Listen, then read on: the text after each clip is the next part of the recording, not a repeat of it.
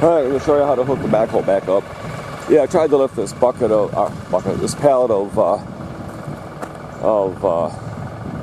retaining wall blocks because I got a trench from over there in the corner. I got a trench from there all the way here across the driveway over to the house over there because I got to put a separate meter for the electric and that right next to the existing panel, which is right there. So I got to, in a way, so I got to trench everything to the corner there and go up the wall.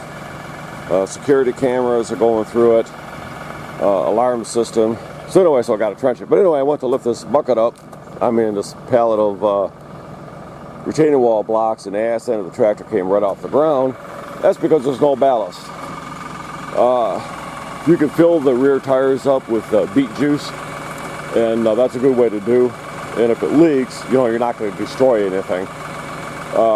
So anyway, I'm going to show you how to do that. I've already kind of got it lined up. I got to back up more though. I'm not back up far enough to hook the hydraulic lines. And if you look under here, I'll have to get down. If you look, you can see. Oh yeah, there we go, like an old man. See that blue?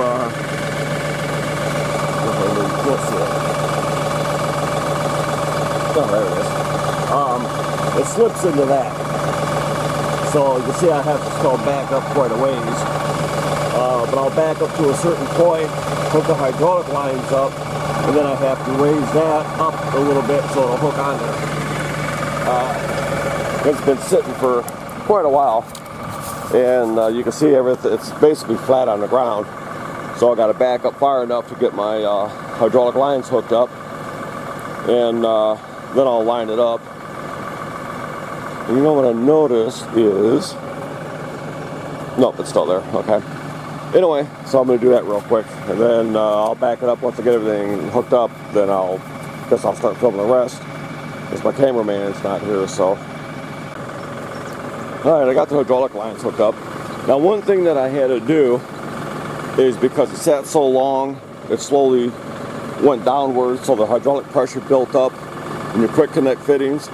And if that happens, it's a nightmare trying to plug them in. You really almost can't do it. So what I do is I just take a large pair of channel locks, as you can see right here. I take a large pair of channel locks and I put it on the end of the hydraulic hose between this fitting and the little pin that's in there, on this fitting only. And then I squeeze it, not hooked up, but I squeeze it out here. I squeeze it together just enough to release the hydraulic pressure, and then they plug right in. So if you're fighting to plug it in, chances are it's just hydraulic pressure is keeping you from plugging it in. So you have to release that. You can use the handles in that, but once it drops down like this one has, moving the handles will not help you. So just remember that if you're battling it and you can't get it to plug in, you have to release the hydraulic pressure, and then they plug right in. Alrighty, I got it pretty much lined up, but you have to keep playing with it. But like I said, this is sitting for so long that the backhoe, the arm, had gone down so far. As you lower that down to lift the front of it up, it pushes it forward. So just take your time. You don't want to hit nothing. Now, if you notice, I've got, I should be able to slide on right there. Should. More or less it's lined up. And then underneath, if you look underneath, you can see, hopefully you can see, I'm pretty close there. I should be able to slowly back up, and it should line up with the notches there. Yeah, there you go.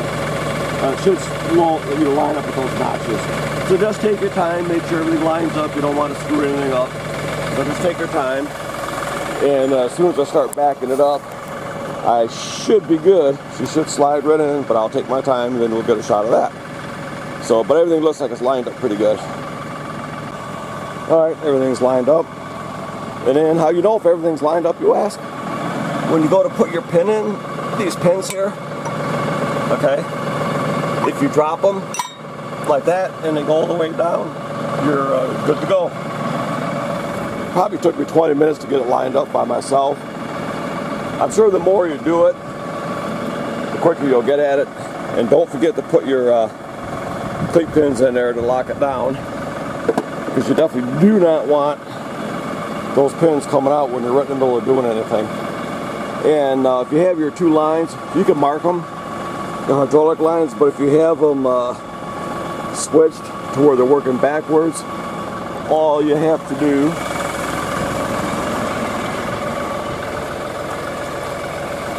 is take your handle here and just flip it up the other way, and that reverses the flow.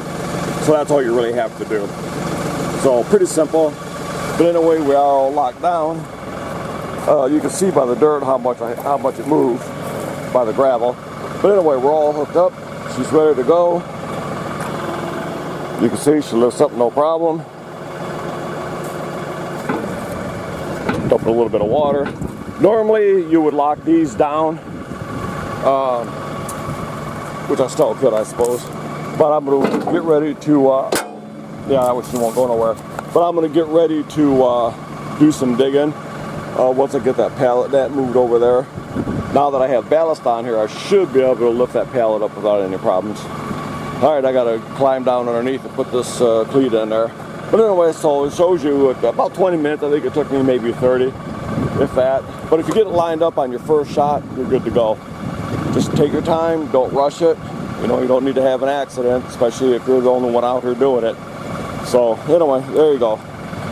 If you like the video, cool. Leave a thumbs up, comments, whatever. If you want to subscribe, hit the little B in the bottom right hand corner. I'll hit the notification bell and I'll tell you each time I load something up. So anyway, there you go. Hope you enjoyed it.